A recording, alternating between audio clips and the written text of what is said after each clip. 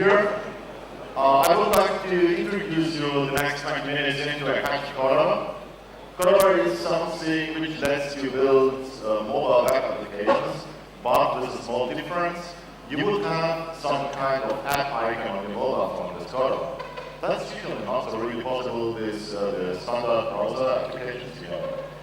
Anyway, here is the boring slide of this talk. That's the slide of me. I'm, well, just a guy like you. I'm coding in my prime time. In real time, I'm doing t-shirt designs like that one. I write books, I do some applications, and so on and so on. And of course, if you need a job, just pick me. So that's it, this is boring stuff. Let's go on. Okay, when I first approached mobile web application development with a container, then I was seeing PhoneGap. PhoneGap is actually the origin of Apache Cordova. It was a small development team in Canada who made some open source code to provide you a container application.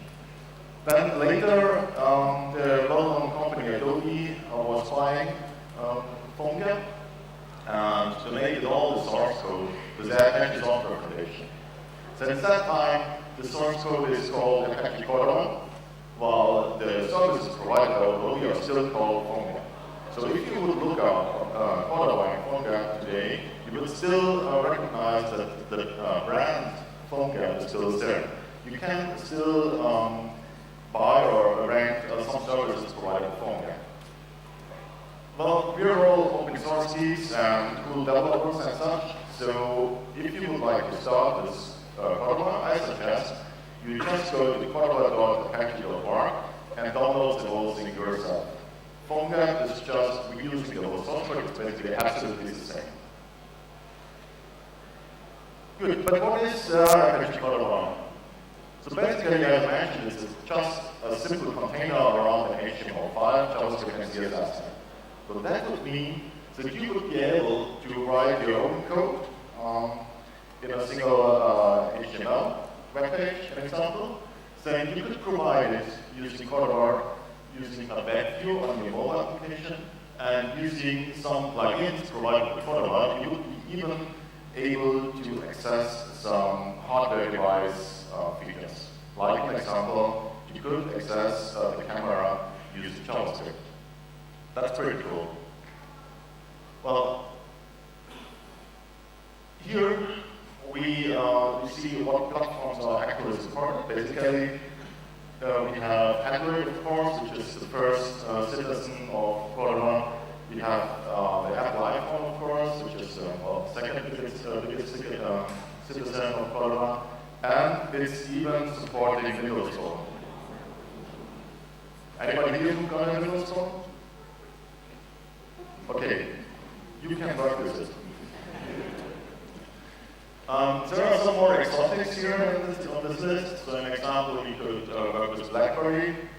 Most of you are younger developers, so you maybe don't know what a BlackBerry is.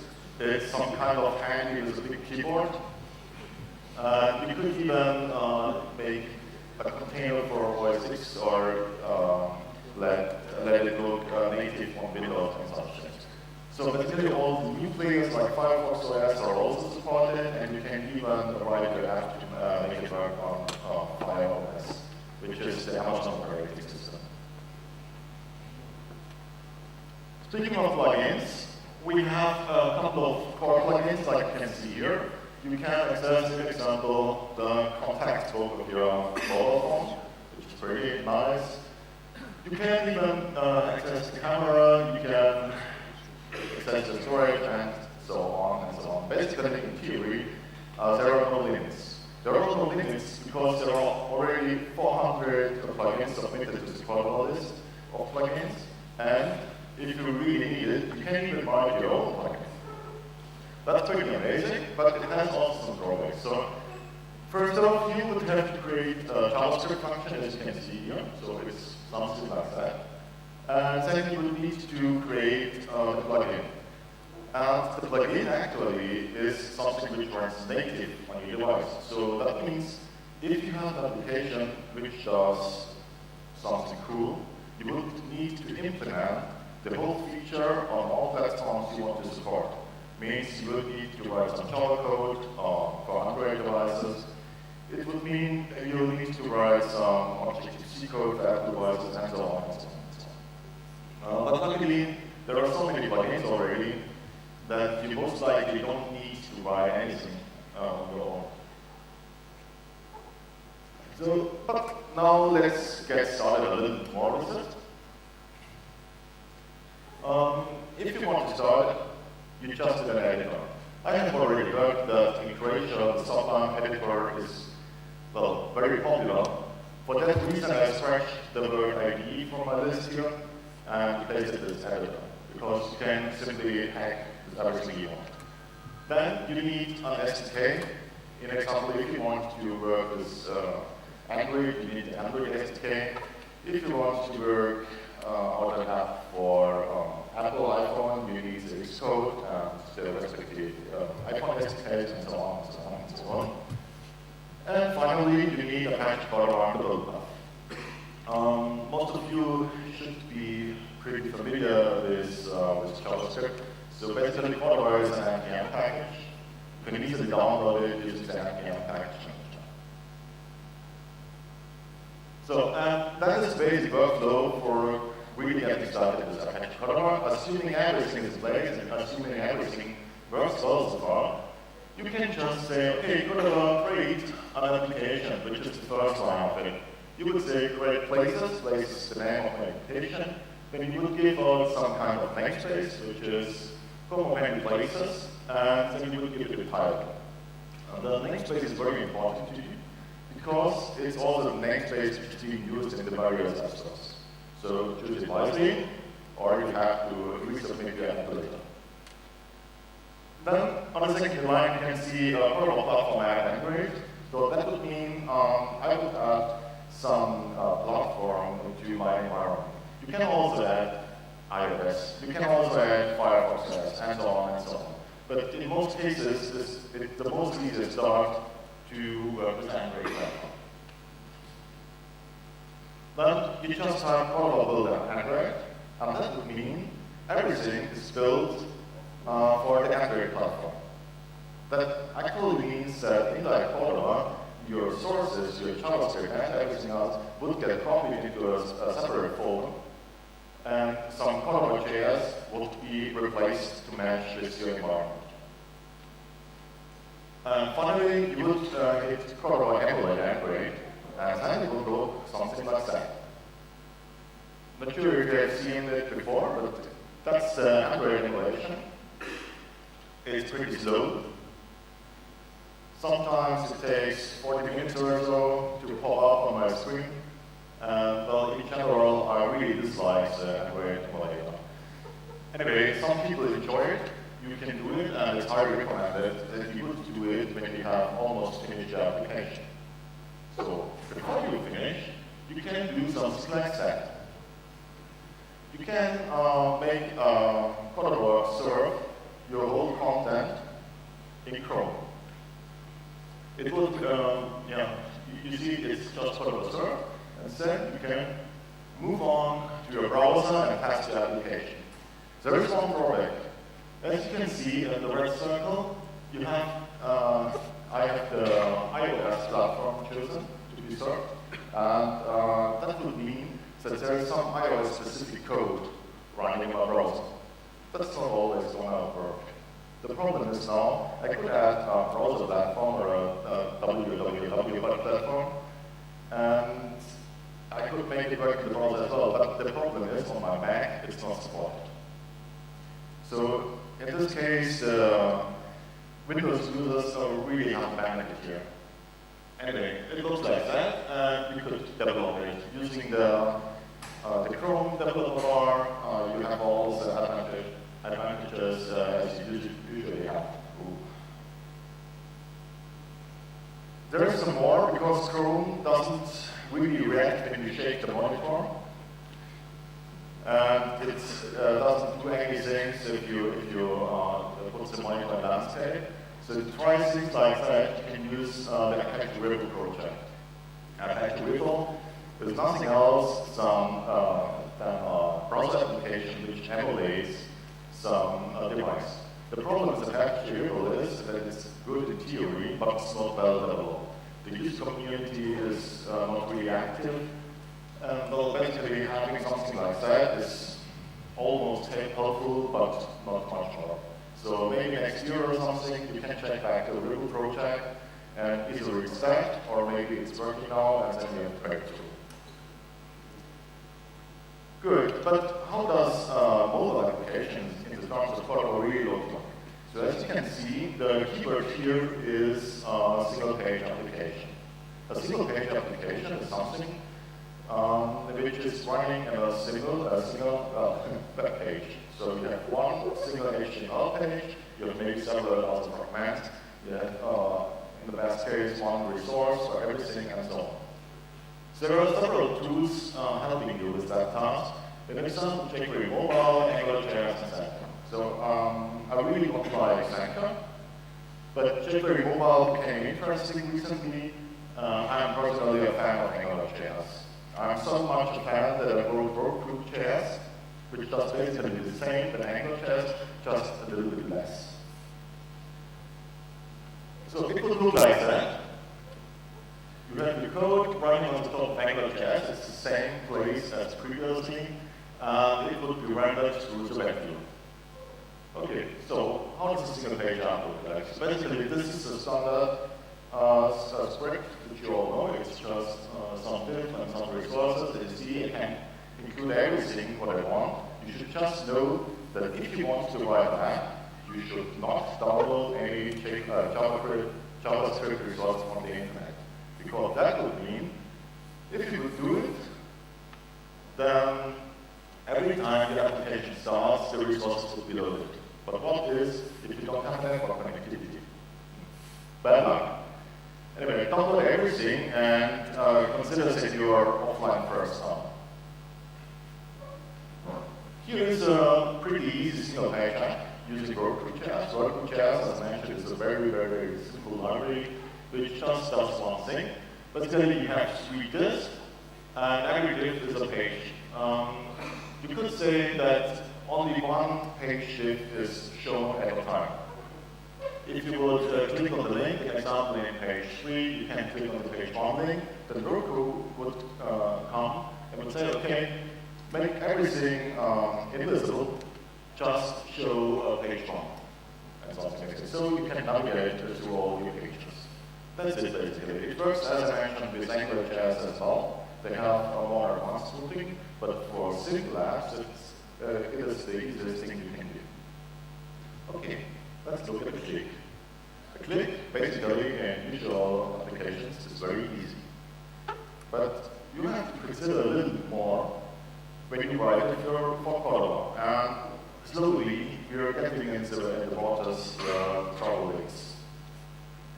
We have a simple button, which is called refresh, and if you click on it, something should happen. So first off, this is the basic structure of an application. You need to know when your device is ready to work on your mobile application, then it will fire a device ready event. This is very good, because it will mean all resources, everything is loaded, and you can start working with it. If you're using jQuery, then the onDeviceReady function would be the point of time where you call document ready. Okay? Finally, this is the thing. Then you have just a simple button which works on a clicks thing and does other things. So the problem here is now that a click in a web browser with a mouse is not the same as a touch event in the mobile application. So you would have some problems here. For this reason, you need to suck out another library, like an example Hammer.js or something similar, which helps you with all the touch events, and the drag events, and the slide events, and so on and so on. This is a separate topic at all, but basically it's worth to know that the standard jQuery isn't enough anymore. Okay, then let's assume we have survived with a click. then we would try to get some data. This is pretty plain jQuery, so you would just send out a GET request and everything's done. So the only problem is that you might run into cache. I have made the experience that my iOS simulator is always getting the fresh data, while my Android emulator most often is getting the fresh data too, but my mobile device doesn't do the same.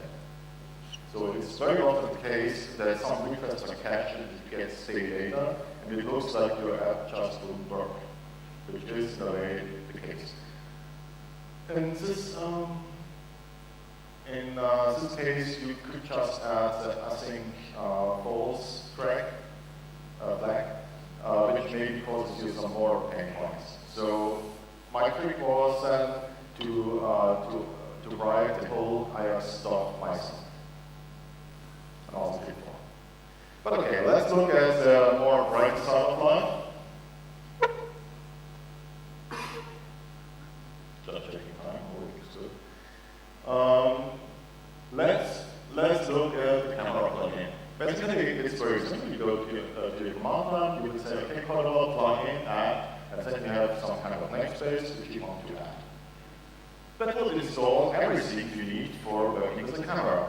How does it look like? It looks like that. So a little bit ugly, but it's okay. Most important line is the one on the bottom. It would say navigator.camera.getPicture and would accept some objects and two functions for success and error. But clearly, in this case, you would say, okay, the option is please open the camera view, where you can take the picture. If you take the picture, it would store it on the device and would return the URI to the resource in the success function. At that point, you can view the image in your web application. That's actually pretty neat. I did something similar on Android in a native way, and it wasn't that neat. The problem is here that it's pretty slow in some occasions, so you have to be very careful. Have to check multiple times if what you're doing here is really the thing you want to do. So it's, well, looks nice at the first time, but then you can run into trouble as well. Let's look into geolocation. You can have a geolocation plugin as well, but as I have heard, they are phasing out. The reason is because that geolocation code is just plain HTML5. So you can run the same code in your browser. And that's pretty neat. But because well, HTML5 is everywhere, and the people from Cordova are trying to get as close to HTML5 as well. If you look back at the camera stuff, it looks like some extension to the HTML5 stuff as well. Good. Let's assume we have now built our application. We need to submit it to the App Store, and here is where the trouble really begins. We want to ship it. First, let's add some splash screens, some icons, and so on. Previously, it was pretty much painful to add your icons to your application. Today, it's a little bit easier. You can have access to some file which is called config.xml, and there you can add all the images you want for your splash screen, for your buttons on the device, and so on. This is for Android. And I have chosen Android as an example because the iPhone stuff would be much, much longer because of all the Retina stuff and splash screen for iPhone 6 and iPhone 5 and whatever they all have, so it's pretty difficult. Android is pretty easy. Then, here now the trouble starts because for Android, you could write some kind of filter and execute on release. That would mean that you still need to understand what Android is doing, how it should be released. You would need to learn about ARM, which is a Java tool, and as I heard, Java is not very popular on the web developers. On the other hand, if you would release something for iOS, then you need to open your Xcode, do some adjustments, and so on, and finally submit the application and verify the application to the Xcode tools. Which in fact means you cannot write an iOS app on your Windows machine because you don't have export tools. That actually means maybe you can write the JavaScript, but you can't release it from Windows. You need a MacBook or something to release it to the App Store. So that's a little bit difficult because it would mean that for every niche environment you want to release, you need to set up some computer or some environment yourself. So that's painful. And for that reason, Adobe provides you a service. As I mentioned, the PhoneGap team was bought, or the PhoneGap product and brand was bought by Adobe, and that's how they make money out of it. They provide you a service so you can upload your code and then download the ready compiler. With me, write on your Windows, test your application and so on, upload it to PhoneGap build, and get your iOS app as a download. The only problem is that you most likely won't have the chance to test your iOS application. So queries, yes, there are plenty of queries because you need to write it once and you need to debug it everywhere because you have a billion of browsers. Performance? Sure. Performance is something what the other people have. Native applications surely are always more performant, especially if you want to have some circles and some on spinning and whatever. If you can't do it with CSS, you most likely have a problem. You have to design everything yourself. There are CSS frameworks which help you to design the right buttons, but it should feel like native. So did you realize how it looks when you push the button on Android? So this is everything you need to do yourself. Okay. This was for Java developers. You need to decide yourself if JavaScript is the right language for you. And finally, as I mentioned, the building of such applications is pretty hard. So, my time is up. I hope you like my little talk. Thank you very much.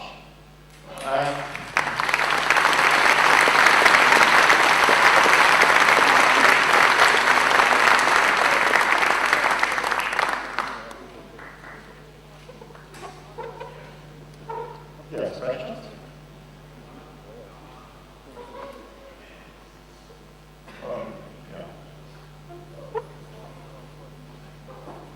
Please, no difficult questions.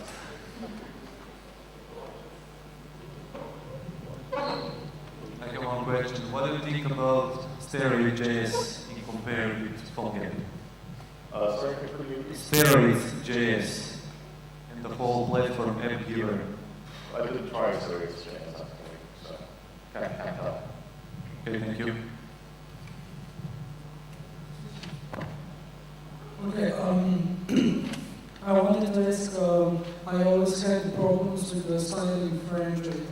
For example, something worked on iOS and completely design fell apart on Android. I don't know if this is a problem or I'm doing it wrong. Well, basically, designing for your mobile application is pretty difficult, and basically you would have to rewrite parts of your CSS for each device. So meanwhile, there is support for merging some CSS for the different well, devices. So you could rewrite parts and override things. So, but in general, it's not easy. Okay, I would like to know if we should use Cordova or not. I mean, what are the use cases where it should be used and what are the use cases where it shouldn't? Yeah, basically, actually I'm using it for, let's say, business applications. So no, where are you building? Oh, okay, yes. Business applications, very an example, I'm using it for tracking time. But that's pretty easy. I mean, you make a pop-up with a calendar, you make a pop-up with some timing and some, that's not critical. It's just form, it's submitted, it's done. What you should not do with it is, in example, writing games. Everything which needs high acceleration and real performance is not really good. Also, if you require that it's looking perfectly native, means all shadows, everything is perfectly placed, then it's pretty hard to achieve that. As I mentioned, you can have some CSS from the internet, from some open source people, but it's almost never perfect, and you will always be unhappy. Also, there are some problems with the JavaScript which you do not expect. So in general, it's pretty different to write an app for a browser and write your app for such a tool. So, I would say easy apps is no problem, business apps is no problem. If you need something big or something which needs a lot of performance or even videos or something, you should prototype, but I wouldn't use it actually. Can you access SQLite database on Ponga? And what kind of storage are you using for your apps? In theory, you can write plug in yourself to access this SQLite database. And there is a storage location as well. I haven't tested it, to be honest. But in theory, it works with the storage itself, or it works with the browser database, which is including all browsers. But I will say it's a little bit fragile because the mobile browsers are all different. So it's an example like that Android browsers from different vendors like Samsung or LG or something have different problems. So if you're not using the same JavaScript version, have them patched up, have them modified or something like that. So you should not rely too much that everything works on all devices. In my case, my simple time tracker works on the Nexus devices very well, as I have heard, but it almost breaks every time when somebody uses the Huawei device open. So, well, it's not very reliable. So you mentioned business applications. So in business applications, the main UI element is usually a table view. So how would you actually test that in the browser? I'm interested. Yeah, the actual building of the views and performance. Yeah, well, you can also tools show in some language apps or workbook apps. It's just all plain JavaScript implementation. So you can simply work on it on the browser. And then when you have the standard business stuff in place, you can try to emulate it. In my case, my first emulation target is iOS. The reason is because the simulator of iOS is not an emulator like Android. It's much more bigger. So the drawback, of course, is it's not exactly the same as a real device because it's no emulation, but you can develop it quickly. And there are some chances that if it runs in the browser and if it runs on iOS, that it also runs on Android. But in practice and real life, you need to add some budget for debugging everything. Yeah. Okay, one more question here. So can you compare the time needed to develop a native application against something like a time frame? Yeah, I can actually use it because I have one of these, I made one of these paid startups in which I started out with Ponga and JavaScript. Then I saw that the performance was really bad because it was camera stuff and so on, and then on to native Android. I was using the JetBrains IDE. With JetBrains, I had the opportunity to develop my native app, the same features in just 2 days. And I had zero knowledge about Android development. I mean, it was simple. Compared to that, it took me 3 or 4 days to get started with Ponga. But you have also to say that back then I wasn't really a big JavaScript master, so that might be an additional lesson. However, the setting of buttons and the look and feel was much easier to achieve with Android. Today I'm still on Ponga. So we have a coffee break, so we can continue the discussions in the lobby. Thank you. Yeah.